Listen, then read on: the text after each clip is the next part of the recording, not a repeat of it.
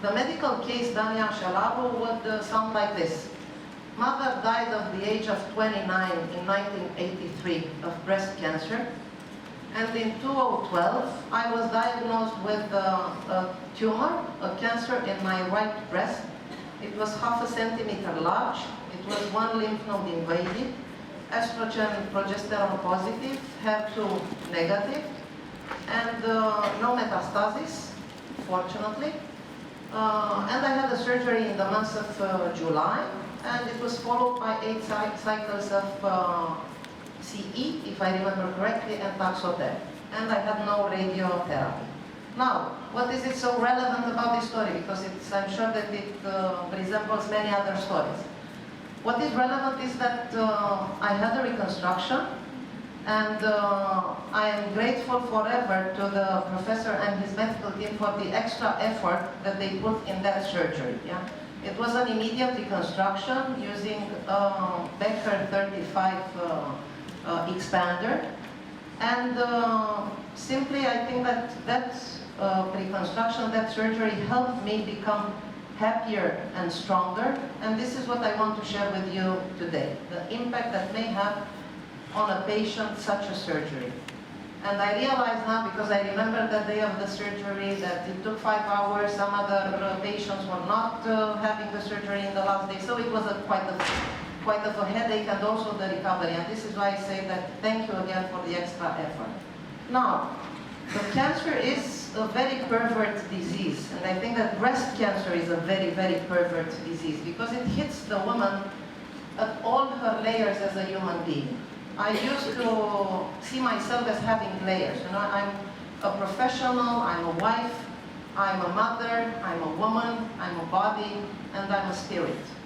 And most probably, only the spirit has, in some cases, something to gain out of this disease. Because you may know, some of the patients become better and become stronger, and I think that I'm part of that group of people. The rest of me had only to suffer from this disease. This was clear. As a professional, I was, asking myself, will my colleagues and customers pity me when seeing me without hair? Will I be able to do the same sales job, which is stressful, at the same level of performance, or do I need to look for another job where I will earn less and have less challenges in my life? As a wife, I was 38, somewhere between youth and maturity. And of course, there are concerns. You may think of your husband going for nicer and younger women. And unfortunately, I learned that divorce is something common for women who have this disease. Because probably some of the men are selfish, looking for their happiness, but to be very fair towards them, also women turn to the worse during this. On the other hand, if you don't have this problem, because fortunately I have a very healthy and happy marriage, I can tell you, menopause is not something that helps, the romance and the passion in a relation, so there are problems. As a mother, I'm a special type of mother. I'm a stepmother of a kid who lost her mother because of cancer, at the age of 3. And imagine how was, the thought of having my kid losing 2 mothers because of cancer. So it was I would say, I couldn't understand, couldn't bear such thought. On the other hand, as a mother, or a mother-to-be, you ask yourself if you will be able ever to give birth to a child. So there are other questions.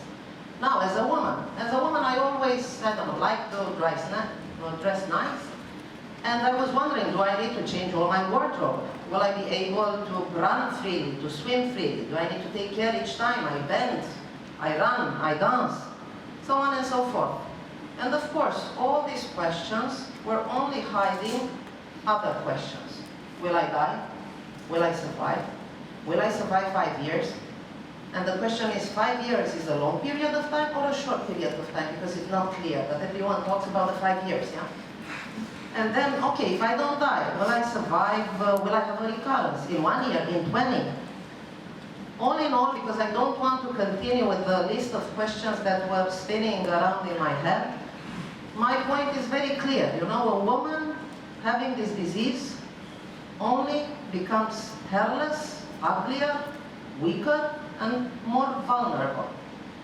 And having all these in mind, all these questions in mind, because all these questions represent battles that the person has to go through in the following years. Yeah, it depends on the thing that it's gonna change her life. There are challenges, battles, call them whatever you like, but the life will change at any level. Yeah, and having all these things in my mind for, I think it was 1.5 months until from the first alarm in an echography until the surgery, I went to the professor one day before the surgery asking for a reconstruction. And this is the reason for which I think I wanted to share the story with you. Because I know that the thought is, when you hear such a person, that the person is reckless, is ignorant, is superficial, looking only for the physical appearance. Yeah? And my point today is that it's not so. So I was very clear of all the battles that I had in front of me for the following years, and I just wanted, the thought that I had was that I want to go over some of these battles, yeah? To park some items, to tick some boxes, to know that part of the suffering is solved already, yeah? And the suffering will be less in the future. This was actually the thought that I had in that day when talking to the professor. And I kindly asked him, of course having health in mind as a first priority, to do a reconstruction if he could do it. In that evening, I prayed to God. I'm not a very religious person, but I know that God is there, and I trust Him.